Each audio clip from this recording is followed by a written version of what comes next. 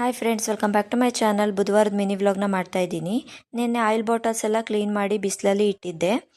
ನಾವು ಆಯಿಲ್ ಬಾಟಲ್ಸ್ನ ಒಂದು ಟ್ರೇನಲ್ಲಿ ಈ ರೀತಿ ಶೀಟ್ ಹಾಕಿ ಇಡೋದ್ರಿಂದ ಆಯಿಲ್ ಬಾಟಲ್ಸ್ನ ಯೂಸ್ ಮಾಡಿದಾಗೆಲ್ಲ ಆಯಿಲ್ ಸೋರಿರುತ್ತಲ್ಲ, ಅದೆಲ್ಲ ಈ ಶೀಟ್ನಲ್ಲೇ ಇರುತ್ತೆ.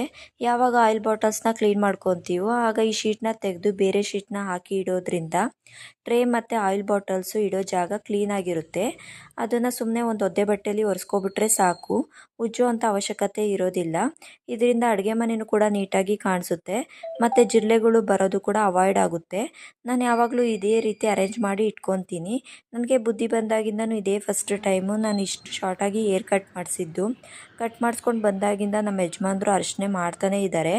ನಾಳೆ ನನ್ನ ಮಗನ ಸ್ಕೂಲಲ್ಲಿ ಆ್ಯಕ್ಟಿವಿಟಿ ಇದೆ ಅಂತ ಅವನು ಗ್ರೀಟಿಂಗ್ ಕಾರ್ಡ್ನ ಮಾಡ್ತಿದ್ದ. ನಾನು ಕೂಡ ಹೆಲ್ಪ್ ಮಾಡ್ತಾ ಇದ್ದೆ. ಹೇಗಿದೆ ಗ್ರೀಟಿಂಗ್ ಕಾರ್ಡು? ಈ ವಿಡಿಯೋ ನಿಮಗೆ ಇಷ್ಟ ಆಯಿತು ಅಂತ ಅಂದ್ಕೊತೀನಿ. ಇಷ್ಟವಾದಲ್ಲಿ ಸಬ್ಸ್ಕ್ರೈಬ್ ಮಾಡ್ಕೊಳ್ಳಿ. Thank you for watching.